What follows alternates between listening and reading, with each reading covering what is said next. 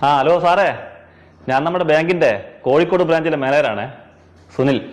സുനിൽ സാറേ, അറിയാം പറയൂ, എന്തല്ല? ഞങ്ങളുടെ ഇവിടുത്തെ ഒരു പ്യൂണ് നിങ്ങളുടെ വളരെ ബ്രാഞ്ചിലേക്ക് ട്രാൻസ്ഫർ ആയിട്ടുണ്ട്. അറിയാം, മെയിൽ ഉണ്ടായിരുന്നു. ഇന്നാണല്ലോ ജോയിൻ ചെയ്യുന്നത്. അതെ സാർ. ഞാൻ പ്രധാനമായും വിളിക്കാൻ കാരണം ആ പ്യൂണ് ആളൊരു ബെറ്റടി വീരനാ. എന്ന് വെച്ചാ അവന് ഇവിടെയുള്ള എല്ലാ സ്റ്റാഫുകളോടും ബെറ്റ് വെച്ച് പൈസ പിടുങ്ങുന്ന ആളാ. അവൻ ബെറ്റ് വെച്ചാ ജയിച്ചിരിക്കും. അവനെ ബെറ്റ് വെച്ച് തോൽപ്പിക്കാൻ ഇതുവരെ ആർക്കും കഴിഞ്ഞിട്ടില്ല. അതുകൊണ്ട് അല്ല സാറേ, സാറിന്റെ സ്റ്റാഫുകളോടും എന്തായാലും അവൻ ബെറ്റ് വെക്കും.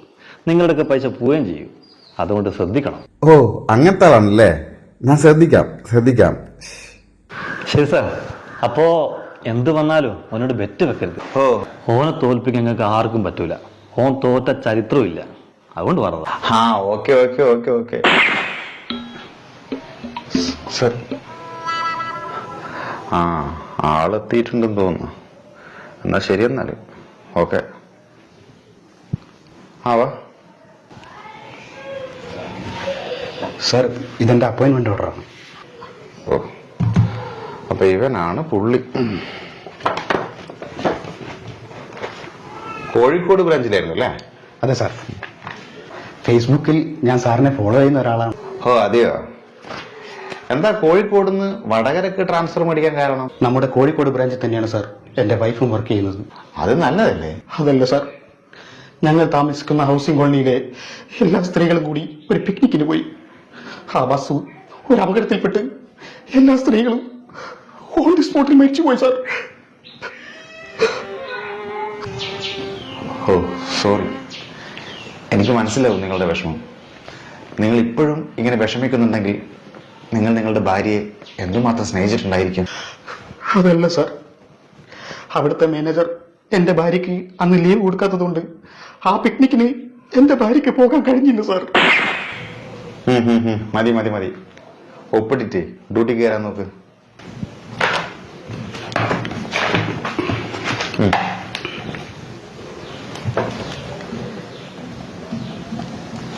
എനിക്ക് സാറിന്റെ ഒരു ഫുൾ സൈസ് ഫോട്ടോ വേണമായിരുന്നു. എന്തിന്? എന്റെ വീട്ടിലെ പൂജാമുറിയിൽ വെക്കാനാണ് സാർ. ഇനി സാറാണല്ലോ എന്റെ ദൈവം. അങ്ങനെയാണെങ്കിൽ സാറൊന്നും ഇങ്ങോട്ട് നീങ്ങുക.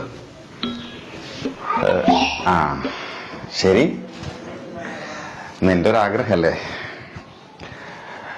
ഇവിടുത്തെ എല്ലാ സ്റ്റാഫുകളെടുത്തും ഓരോ ഫോട്ടോ ഉണ്ട്. നീയും വെച്ചോ. Thank you sir. ചോദിക്കുന്നുണ്ടോന്നും തോന്നരുത്, സാറിന് മൂലക്കുരുണ്ടോ? വാട്ട്? മൂലക്കുരുവോ? What nonsense are you talking? എന്റെ മുഖം കണ്ടാൽ മൂലക്കുരുള്ളതായി തോന്നുന്നുണ്ടോ? സാറിന് മൂലക്കുരു ഉണ്ട്. സാർ എന്നോട് ബെറ്റിനുണ്ടാ? ബെറ്റോ?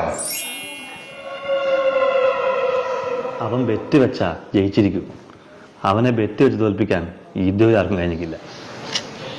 ഇവനെ ബെറ്റ് വെച്ച് തോൽപ്പിച്ചിട്ടെന്നെ കാര്യം. എത്രയാ ബെറ്റ് വെക്കുന്നത്? 500 രൂപ. 500 കുണവയോ? ഒരു ചെറിയ മൂലക്കുരുവിന്റെ കാര്യമല്ലേ സാർ, 500 മതി. 500 അല്ല, മിനിമം 2000. നിനക്ക് എന്നെ പറ്റി അറിയില്ല. വെക്കട 2000. ശരി സാർ, 2000 എങ്കിൽ 2000. അങ്ങനെ വഴിക്കുക. അല്ല, ഇതിപ്പോ എങ്ങനെ നോക്കും എനക്ക് മൂലക്കുരു ഉണ്ടോ ഇല്ലയോ എന്ന്? സാറ് പാന്റ് അഴിച്ചിട്ട് കുനിഞ്ഞു നിന്നോ, ഞാൻ മൊബൈലിൽ ഫോട്ടോ എടുത്തിട്ട് സാറിന് കാണിച്ചു തരാം. ഏറെപ്പത്തിന് പറയുന്നോ? എന്നാ പിന്നെ നീ ആദ്യം പോയി ആ വാതിലും നടക്ക്. ശരി സാർ.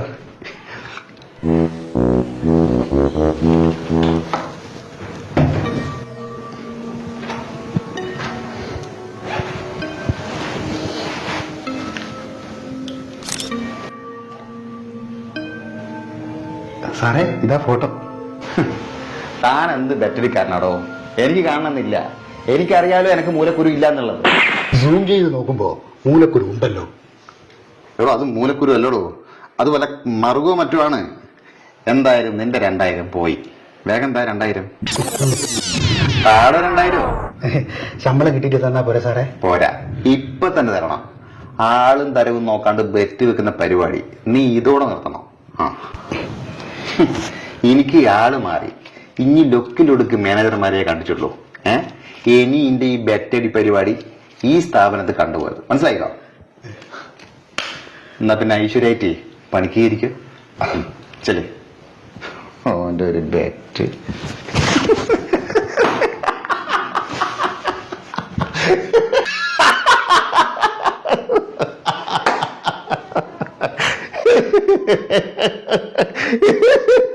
ഓന്റെ ഒരു ബെറ്റ്. ആ കോഴിക്കോടത്തെ മാനേജർ സുനീനൊന്ന് വിളിച്ചു പറയാ. അങ്ങനെ 2000 നമ്മളെ കീശയില്. Hello hello sir. നിങ്ങളൊക്കെ എന്നെ പറ്റി എന്താ വിചാരിച്ചേ? എന്ത് പറ്റി സാർ? എടോ തന്റെ ആ പ്യൂൺ വന്ന് കയറിയ പോലെ തന്നെ ഞാനൊരു ബെറ്റ് വെച്ച്. അയ്യോ സാറേ, സാറിനോട് ഞാൻ പ്രത്യേകം പറഞ്ഞല്ലേ അവനോട് ബെറ്റ് വെക്കരുത്, സാറിന്റെ പൈസ പോകുന്നു. ബെറ്റ് വെച്ച എന്താണോ രൂപ 2000 ആ രാവിലെ തന്നെ എന്റെ കീശയിലേക്ക് വന്നത്. അവനോട് ബെറ്റ് വെച്ചിട്ട് സാറ് ജയിച്ചെന്നോ? പിന്നെ അല്ലാതെ നിങ്ങളുടെ അവിടുത്തെ കളിയൊന്നും ഇവിടെ നടക്കൂല. അഥവാ കളിച്ചാല് ഓന്റെ ഓരോ മാസ ശമ്പളവും എന്റെ കീശയിലാവും എന്ന് പറഞ്ഞ് മനസ്സിലാക്കി കൊടുത്തേക്ക്. അതെന്തായാലും കറക്കിക്ക് സാറേ. അല്ല ഓൻ എന്ത് ബെറ്റാ വെച്ചേ? അതൊന്നും പറയണ്ട. എന്നെ കണ്ടപാട് ഓൻ പറയാ എനക്ക് മൂലക്കുരു ഉണ്ടെന്ന്. ഇല്ലെന്ന് ഞാനും. അവസാനം ബെറ്റ് വെച്ച് രൂപ 2000 എനിക്ക് തരേണ്ടി വന്ന്. പൊട്ടനല്ലേ അവൻ. എന്റെ മൂല എനക്ക് അറിയാവും പോലെ ഓൻ അറിയാൻ പറ്റുവാ.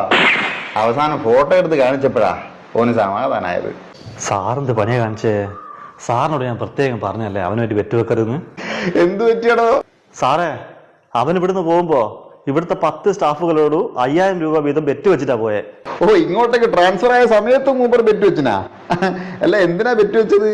അവൻ വടകര ബ്രാഞ്ചിൽ ജോയിൻ ചെയ്യുന്ന അന്ന് തന്നെ അവിടുത്തെ മാനേജറുടെ മൂലം ഫോട്ടോ എടുത്ത് അയച്ചതന്ന്.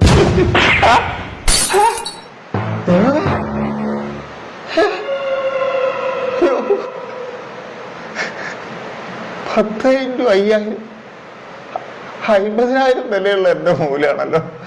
ഞാൻ വെറും 2000 വിറ്റത്. ഇതൊരിക്കലും നടക്കാൻ സാധ്യതയില്ലാത്ത കാര്യമായോണ്ട് ഞാൻ ബെറ്റ് വെച്ചത് എന്റെ ഒരു മാസം ശമ്പള. സാറേ ഒരു മിനിറ്റ് കട്ടാക്കല്ലേ. സാറേ, ഇവിടുത്തെ സ്റ്റാഫിന്റെ വാട്സപ്പ് ഗ്രൂപ്പില് സാറിന്റെ മൂലത്തിന്റെ ഫോട്ടോ എത്തി. മൂലത്തിന്റെ ഫോട്ടോ മാത്രമല്ലേ ഉള്ളൂ, എന്റെ മുഖം അതിൽ പെട്ടിക്കില്ലാലോ.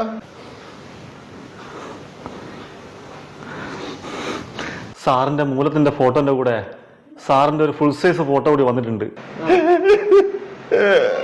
എനിക്ക് സാറിന്റെ ഒരു ഫുൾ സൈസ് ഫോട്ടോ വേണമായിരുന്നു. എന്തിന്? എന്റെ വീട്ടിലെ പൂജാമുറിയിൽ വെക്കാനാണ് സാർ. ഇനി സാറാണല്ലോ എന്റെ ദൈവം.